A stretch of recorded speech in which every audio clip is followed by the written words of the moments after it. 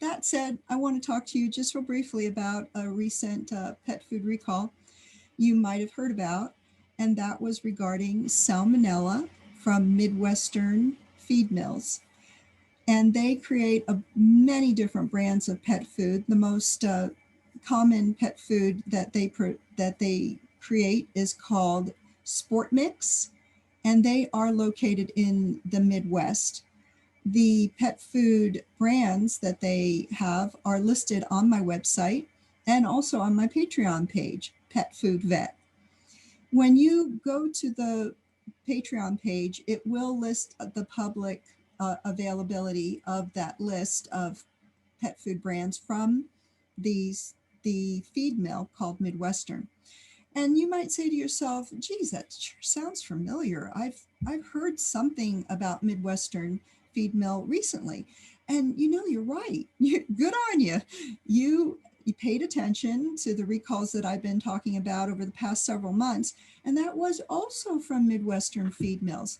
So back in the fall of 2020, Midwestern Feed Mills came into the news because they had a recall regarding aflatoxin. So then, just to reiterate briefly, aflatoxin is a mold toxin. That is, a mold produces a poison, and that mold is usually on some type of grain product.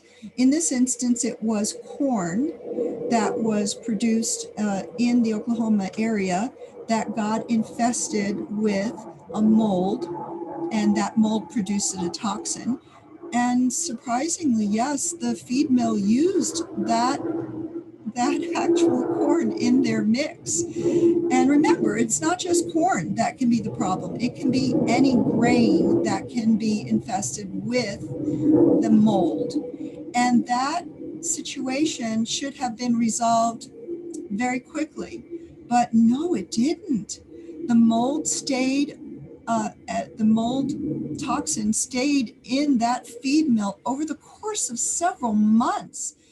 That recall resulted in millions of pounds of food from the Midwestern Feed Mill going on recall, and that food was recalled as the biggest feed recall in the past several years. So that supposedly got resolved in January of this year, and things were pretty calm and quiet. Now here we are, just yesterday, March, the end of March, the feed mill, Midwestern, again had a pet food recall, and this time it was for salmonella. You guys might have heard about salmonella as a bacteria, and it's most notoriously known about because it does cause problems on poultry. Now, think back to your food safety classes for human food safety, and I always talk about how pet food safety kind of has the correlation with human food safety, and we think about human food safety when we're preparing food, particularly when we were all educated watching the Food Channel. Remember, the Food Channel talked about when you have raw chicken in your kitchen and you have to be extremely careful that you wash off your cutting boards, otherwise salmonella can be transferred onto other foods that you're cutting on your cutting board, or if you're using the knife and you haven't cleaned it real well. So salmonella, and just what I said right there, it cross-contaminated potentially onto other things in your kitchen. Same thing happened at the feed mill. The salmonella came in on some raw product, and then it cross-contaminated onto the finished product, and then that went out into the public for sale. And that is how that salmonella got into the pet food that people were feeding their pets. And it was obviously at that point notified the FDA, and the FDA did their testing. substantiated that, and then there was the recall. So what does that mean? Can your pet get sick from salmonella? Or is that something that your pet is safe from? Well, some people say that, as an example, they don't have to worry about salmonella when they feed raw pet food, particularly, again, talk about raw chicken, feeding to their pet, because they say the pet can just slough off that salmonella and it will be killed the bacteria will be killed by the acids in the stomach. Well, I do have a concern, though, twofold. One, the acids in the stomach will not kill, definitely not kill or destroy the toxins that any bacteria, which there are bacteria that produce what are called endotoxins, poisons, that will not be affected by heat or by any type of acid. Number two, family members. So this is important. Perfect example, back in 2012, Diamond Feed Mills had salmonella in their pet food over the course of 8 months, and it killed over 80 people, human beings, that touched the pet food contaminated with salmonella. And it cross-contaminated, obviously, or as an example, the people had the pet food, they fed their pet, then they went over, didn't wash their hands perhaps, and they ate something immediately themselves. It could have cross-contaminated in their kitchen. They put the food bowl up onto their counter, they poured some kibble into it or prepared somehow their meal for their pet, and it got onto their counter. And it cross-contaminated from the person's hands to other implements when they were perhaps making their dinner or any other meal. So it's one thing when you yourself as an adult, healthy adult human, get contamination from salmonella into your body. But I want you to think about your children, particularly toddlers. And you know that toddlers can get over to the pet food bowl, the pet food water dish, which could get cross-contaminated with salmonella when the pet goes over and it eats the contaminated food. Again, you're saying, hey, my pet is not going to worry about my pet and salmonella, but still the pet goes over and drinks from its drinking bowl, and it will contaminate into the water. Your toddler goes over, touches the water dish, puts stuff in their mouth. So I want you to think about your family, think about yourself, think about what's going on now in the time of COVID, when people might have been sick with COVID and now their body is under duress. It has still recovering from COVID.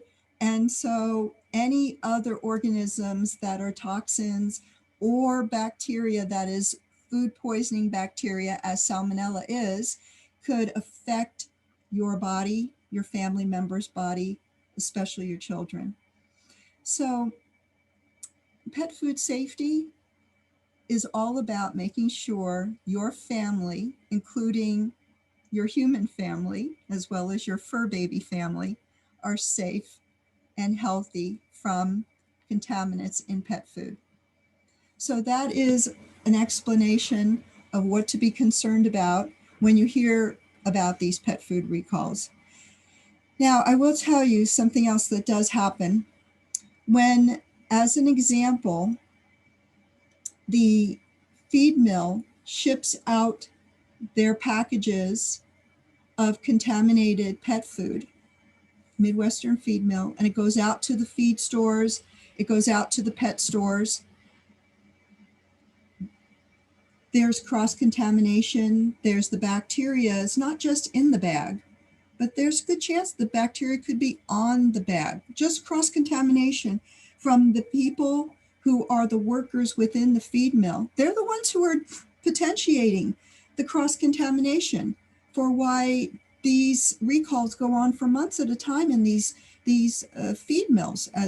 And they're certainly, it's on their hands. They're going to touch, they're going to contaminate, cross-contaminate. They're going to touch bags. It'll be on the outside of the bags as well. And consequently, they will be causing a problem when these bags get into the pet food places like the stores and the pet stores and the places where they sell feed at the feed stores. So the bags touch other bags. There's workers in these stores, they touch the bags that are contaminated. It's just a concern I want you to be aware of. What are the signs? You're saying, Dr. Donna, please get to the important part. What are the signs of salmonella poisoning in your pets? Well, if the pets do show signs, and they could possibly, particularly very young pets like little puppies and kittens, and also older pets. Again, same thing. They're not like strong and healthy and can fight off bacterial infections. What signs we see are going to be gastrointestinal, vomiting, diarrhea, to possibly a bloody diarrhea even, weight loss, nausea, inappetence, that's anorexia, where they don't really feel like eating because they feel like a little nauseous. And you might be saying, boy, my pet is doing some of those things. Can it be the pet food? Uh, and yes, you are right in thinking about, is it something they ate? And you have to be aware of that. It's not just pet food that's on recall. What if you are at the beginning of a recall situation and you were wondering, geez, you know what? I just bought a new type of food and I've been feeding my pet the past few days, and my pet's acting funny. Yeah, it could be the food. Or you might say, hey, I just opened up a new bag of a type of food that I've always been getting, and my pet's showing some signs. Gastrointestinal are usually the more common signs that you will see with food poisoning in animals. And again, same thing. Yes, it could be a problem. So what does that mean? How do you find out? Well, it's kind of hard right now getting in to see your regular veterinarian. It is the time of COVID, and everyone is struggling with trying to set up some type of appointments, either with their regular veterinarian, or even just trying to get to see any veterinarian, or heaven forbid, things have snowballed and they end up having to go into the veterinary emergency clinic. And so you wonder, what can I do? What can I find out now? And you might try the internet, but guess what? I can help you. I am here to help you. You can consult with me. And if it turns out that we narrow down that it's not necessarily the food that's causing the problem, uh, you know what? I can help you with that too. I can help you fine tune, narrow that down, and coordinate with your regular veterinarian if it turns out you need to get medications. And as you know, there is something called telemedicine regulations regarding veterinarians. And some states do not allow veterinarians to perform telemedicine. And that means we cannot provide specific prescriptions or advice telling you exactly what to do. And so we have a way as veterinarians of working within those regulations, and that is called teletriage and telehealth.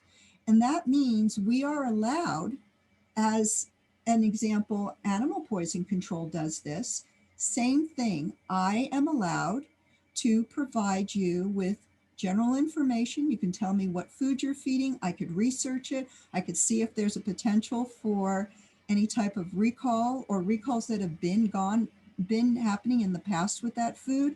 I can narrow down and determine what feed mill or manufacturing facility, or what the risks are if you are feeding a certain type of food. I can do all that.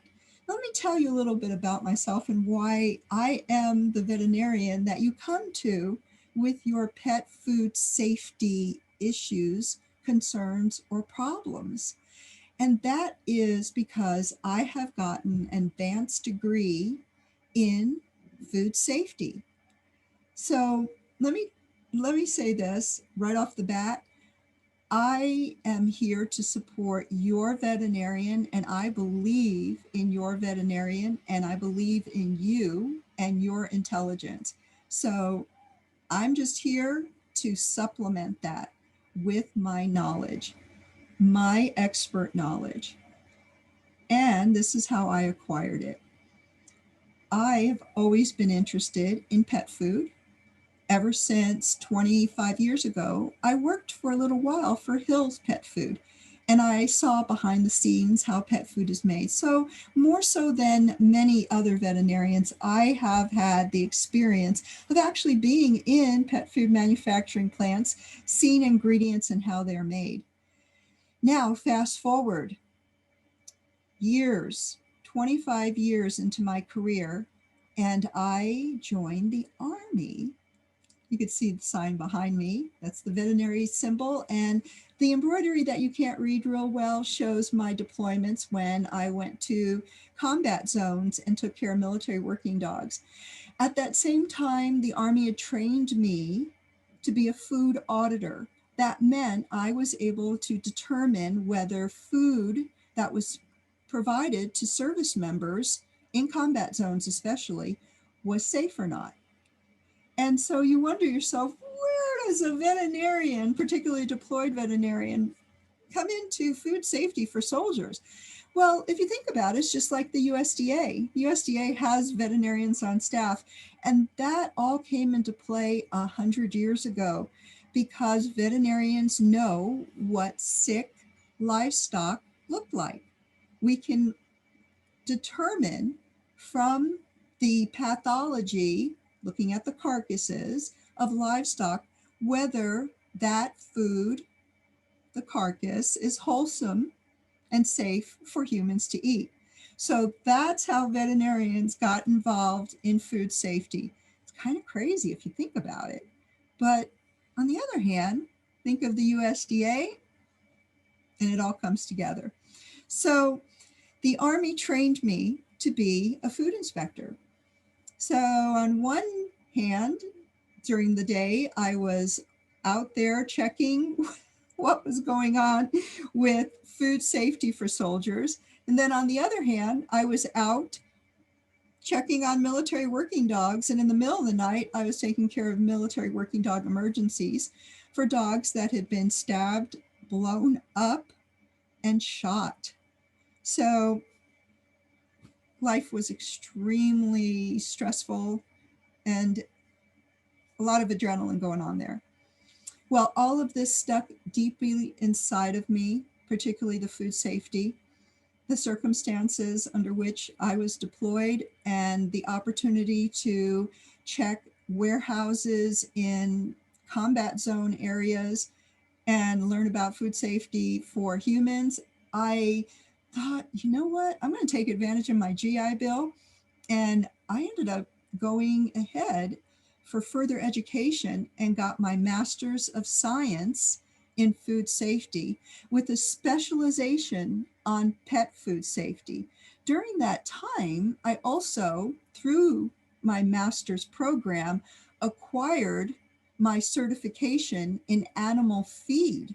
So I am fully qualified individual.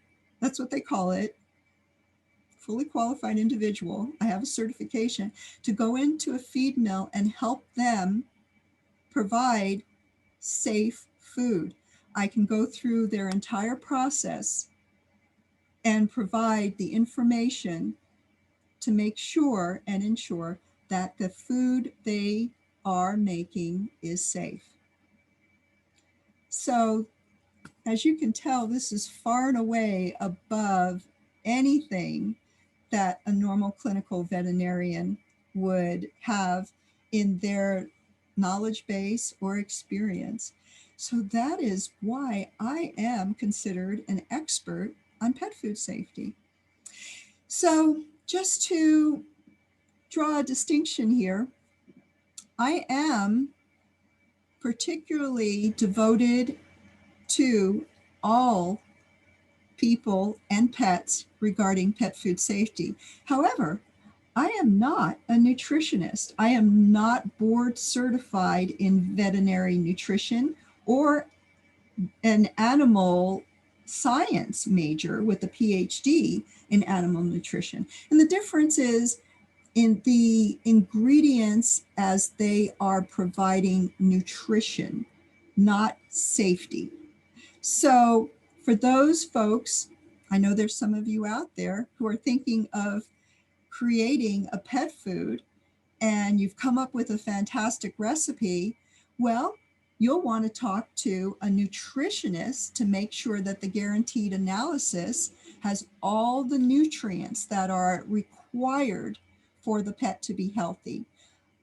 You'll want to talk to me about the manufacturing process to make sure that it is produced safely so that the pets remain safe and the pet owners, as we just discussed. So that brings me to a conclusion of my live event with you today. And I want to again invite you to visit with me one-on-one if you like. I am available for consultations. Again, not necessarily just about pet food safety, but if your pet has other conditions that might be related to what food they're eating. Do you think your pet has food allergies, as an example? Or anything else that might be food related specifically. So you can reach me here on Facebook. Pet Food Vet is my page. And you can also reach me on my Patreon, again, Pet Food Vet. And I also have links from all of those to my website, petfoodvet.info, and also my pet food veterinary safety testing laboratory page, which all of those will allow you to get an appointment with me for a consultation. And I will tell you that I am devoted and will help you come up with the best feeding plan for your pets to make sure that your pets are safe. Thanks again, pet parents, for joining me every Thursday at 1 o'clock. It is always fun, and I look forward to seeing you next week. Join me then again.